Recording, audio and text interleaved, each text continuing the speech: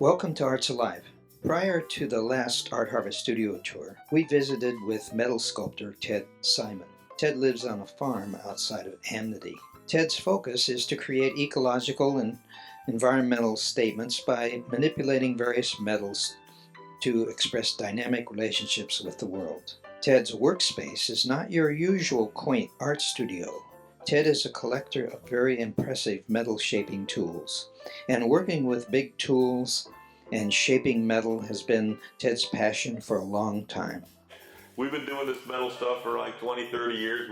I had my first metal shop when I was a little kid, got in an old horse barn, carriage barn. It was about the size of a one-car garage, and we used to go and get the old plywood from the signs that they put up. That was the floor in the building. Propped it back up with a bunch of stuff, pulled on it with a rope, and I come along and straighten the building up, put some stuff from the signs up, and that's what we started with.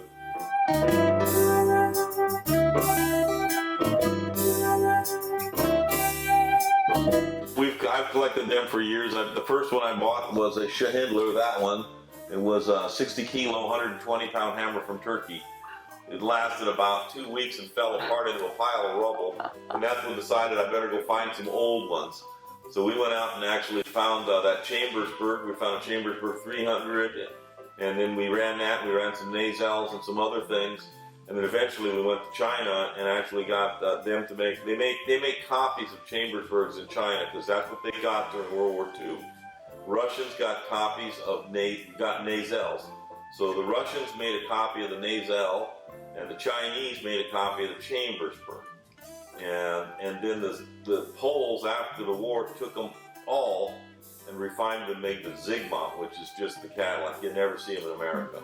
This one back here, this is a German Bechet. They're a pretty good hammer, but it's nothing like a Zigma. That's the red one. Yeah, the red one is an old 1960s. These are old. These two guys are old. These other ones are fairly new, from the 2000s. These are from the 60s.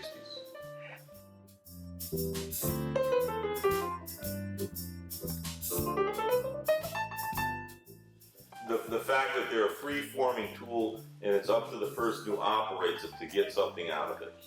It's just exactly like a hammer. It's a flat thing, and it's all the skill of the operator and the things that he makes to form the shapes. All the shapes are dependent on the operator. That's all it does. It's what you shove underneath that hammer to make it do the tricks, or what you compress underneath that hammer. You know, like this blue one on the side here, that's a 6,000 pound Pacific press, and it forms and bends. How are you going to bend 1 inch cold steel? Impossible. You know, that shoves it around like it's one of these things, pipettes that they use for cleaning your pipe out with. Just shoves 1 inch material around like it's just butter. It bends it all over the place. So if you want to make branches or pieces that are bent, or you got to make a special bent part, and you got to have 10,000 of them, it'll make 10,000 the same, or it'll just abstract you what you want, just free flowing, just moving things around. They are tools that can be either mass production or can be used as individual thoughts to put forth a image on the material. You can make boxes, take solid steel, heat it up red hot, crush the box in different shapes and forms all the way around, hollow the box by crushing another piece of steel in there. Once it cools, it all expands and contracts, and you can just make the lid and everything, and just you have these wonderful solid block boxes. But who needs a 20-pound box? That's this big. It's true. You know, they were tough to sell. Let me tell you. Cool to look at, but tough to sell. Joy to make. Oh, a hell of a lot of fun to make. But after that, it's a great door holder. So you don't just have hammers, so you have saws and drills and... We do all kinds of stuff. We collect up the oddball stuff. Yeah. We're still looking for certain things. There are certain things. We blew it. You know, they used to make a lot of atomic bombs here in Oregon, up the gorge, all the stuff. And when they took those factories apart, they had little machines that you'll never see again. We blew it. We didn't buy one. They were just cheap, but we didn't buy one. Kearney Trucker, a universal horizontal boring mill. And we're always building stuff. You always need to put holes in weird places. How do you hold the material? How do you get to it? With one of them, you just go to it. It just does it. Yeah. It's real trick. It's kind of like these things here. Like this Van Norman does fairly interesting things. The Brown and Sharp does some interesting things.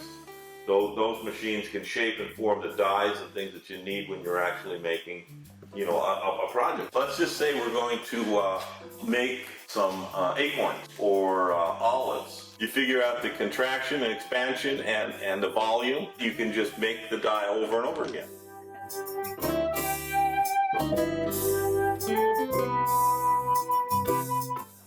So I hide out here. It's a great place to hide. Not easy to find you, and guess what? You get to do what you want. You don't have anybody telling you what to do. So we make all kinds of different stuff and things, and we put together all kinds of different metals. You know, you're working with steel and copper and brass and aluminum. Do it all. The tall bars have to be somewhat artistic. If they're not artistic, what's the difference from you and a chop shop just welding some box tubing together? Yeah. There's no difference.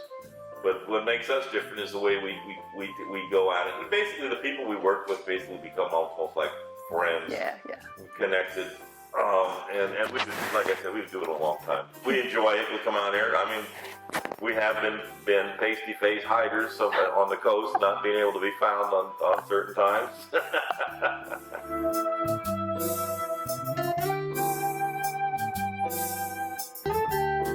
This is the second year.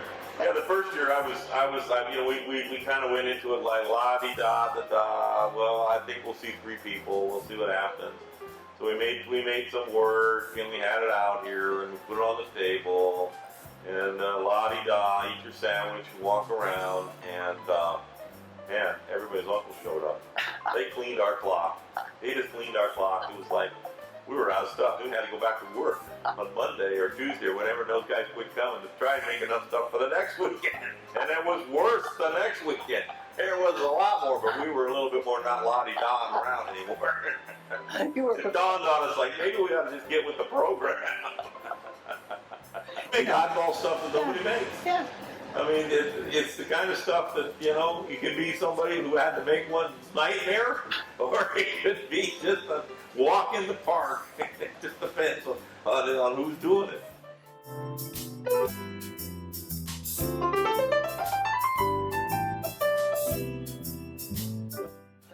Yeah, we had the kids from Dayton. We actually made a gate. Mitch just sold that gate for $700.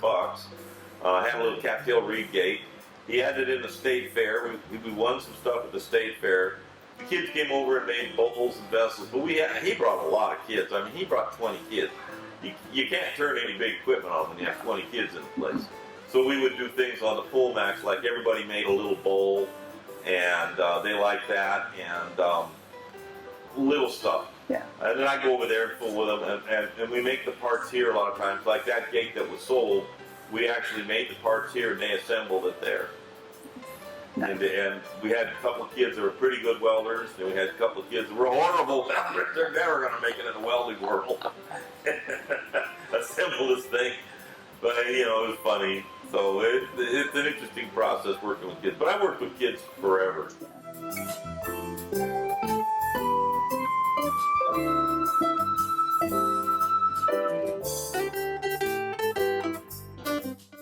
We always got a project. You know what? If you're gonna all my buddies who laid down and died, they all died because they just basically gave up. You don't give up. Yeah, it's fun. I mean, it's conceptually you dream up the weirdest projects and you build all kinds of stuff, and things are it's always a challenge. And that's really what you want to do. You want to wake up with a challenge. Every morning you want to wake up and have something new or something stupid or whatever. We were always doing, you know, we talked to lots of people about really interesting, crazy things. We hope you enjoyed Arts Alive. Sponsored by the Arts Alliance of Yamhill County. Produced by Meadowlake Studios. Thanks for watching.